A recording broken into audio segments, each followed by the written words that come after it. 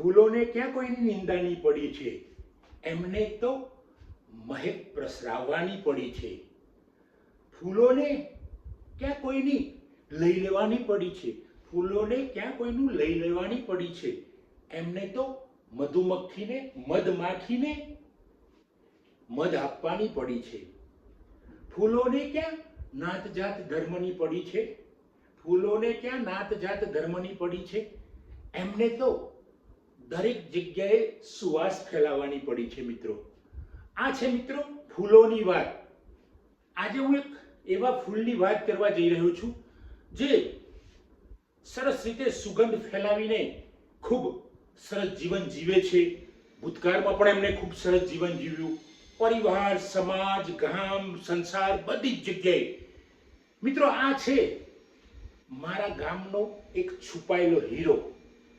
મારા ગામમાં જ કેટલાય રત્નો છે. મેં આગળ પણ તમને વાત કરી, ભવિષ્યમાં પણ કરીશ.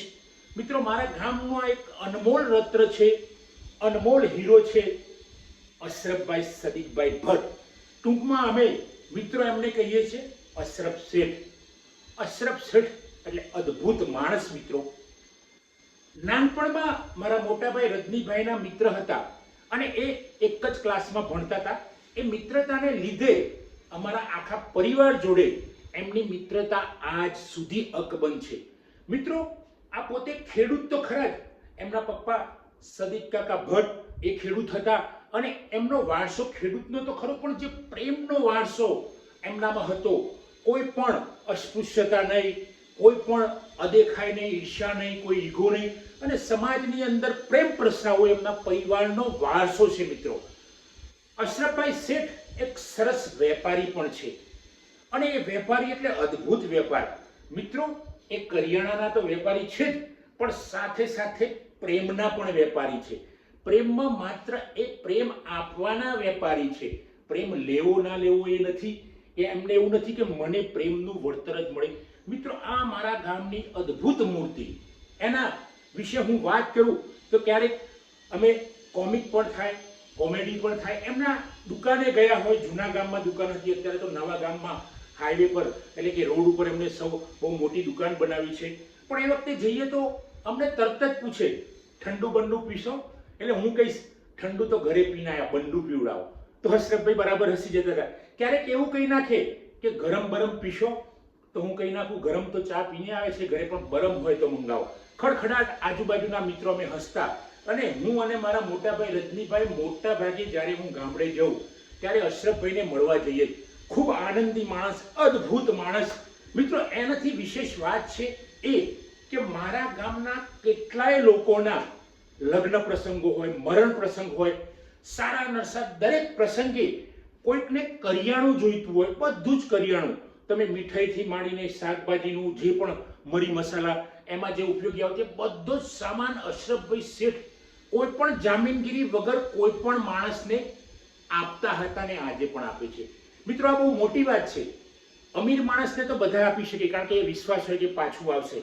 પણ જે ગરીબ માણસ અથવા તો જરૂરિયાતમંદ છે કે રોજનું 100 રૂપિયા કમાઈને સાંજે આખો દિવસ એ જમવામાં જાય છે, 100 રૂપિયાની બચત થતી, એવા વ્યક્તિ પર ભરોસો રાખનાર મિત્ર એટલે અશરફભાઈ શેઠ.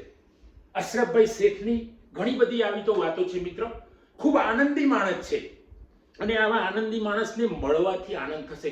મિત્રો, આપણે ક્યારેક એવું સમજીએ છીએ કે ભાઈ આ જ્ઞાતિ, આ નાતિ, આ ધર્મ, ફલાણા ઢીકણા, એવું કંઈ જ નથી. દરેક જ્ઞાતિ, દરેક ધર્મમાં સારા માણસો છે જ. હું તો બધાને સારા માનું છું કારણ કે સારું નરસું આપણી દ્રષ્ટિ પર આધાર છે.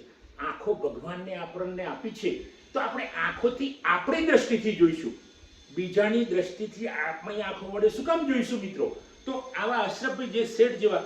બીજું મિત્રો, ખાસ એમની એક આગવી એમની પ્રતિભા એવી હું માનું છું કે ગામમાં કોઈ પણ ધર્મ, કોઈ પણ જ્ઞાતિના ત્યાં મૃત્યુ થાય તો અમારામાં તો આખા ગામના મુસલમાન ભાઈઓ હોય, રાજપૂત ભાઈઓ હોય, ઠાકોર ભાઈઓ હોય, ચેનવા ભાઈઓ હોય, બધા જ આવે છે. પણ અશરફભાઈ એ સાથે તો આવે જ, લોકોની સાથે તો આવે જ, પણ એના પછી પણ ક્યારેક એ મુલાકાત લે મૃત્યુ પામેલાના ઘરે અને અડધો કલાક બેસીને એમણે આશ્વાસન આપે છે. મિત્રો, તો આવા છે મારા ગામના અશરફભાઈ શેઠ. ઘણી બધી એમની જે કહેવાય ખાસિયતો છે. જબરજસ્ત ખાસિયતો, મજાકિયા સ્વભાવના પણ છે અશરફભાઈ. અશરફભાઈ કે હું દાઢી રાખતો તો મૂછો હોય આમ ટોપી પહેરેલી હોય એટલે બધા એવું સમજે કે ભાઈ કાકાની ઉંમર 65 વર્ષ થઈ જશે. એ વખતે અશરફભાઈ 45 વર્ષના હતા, 20 વર્ષ વધારે થાય. તો અશરફભાઈ એકવાર નક્કી કર્યું કે મારે હવે મારી ઉંમર ખોટી બતાવવાની.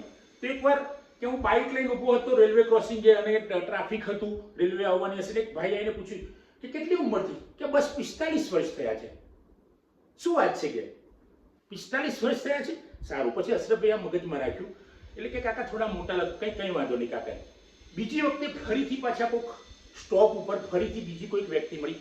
અશરફભાઈ શેઠે નક્કી કર્યું કે મારે હવે ઉંમર વધારે બતાવી. મિત્રો એ વખતે શેઠે કહ્યું કે મારી ઉંમર 65 છે. પેલો વિચાર પણ ના હોય તમારી ઉંમર 65 તો કે કેટલી હશે? 45. ત્યારે અશરફભાઈને થયેલા 50. મિત્રો આ ઉંમરની વાત એટલે હું કરું છું કે મજાક વાળો સ્વભાવ અશરફભાઈ શેઠનો, દરેકને હસાવી દે, ક્યારેય કોઈના માટે એમને દ્વેષ નહીં, અદેખાઈ નહીં, ઈર્ષ્યા નહીં. સૌથી વધુ એ પ્રામાણિક વેપારી છે, પ્રેમ પણ વહેંચે છે. મેં આગળ વાત કરી.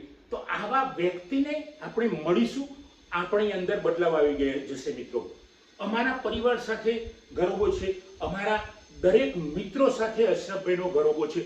અશરફભાઈ શેઠ એટલે એમ કહીએ કે ભાઈ એના પછી શબ્દો પૂરા થઈ ગયા, કારણ કે અશરફભાઈ શેઠ કીધું એટલે બધું કામ થઈ જાય, એવું આજે પણ લોકોની અંદર એવી વાયકા છે.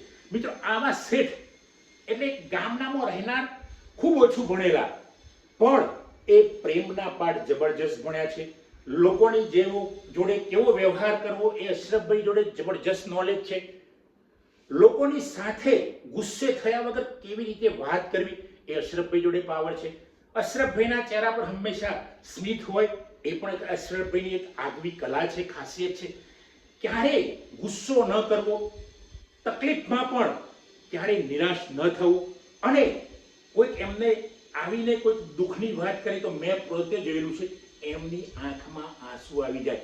મિત્રો બીજાના આંસુ પોતે પોતાની આંખમાં વહાવે છે, એનાથી મોટો પ્રેમી કયો? મિત્રો એટલે તો અશરફભાઈ શેઠ એ ખૂબ મોટા પ્રેમી છે.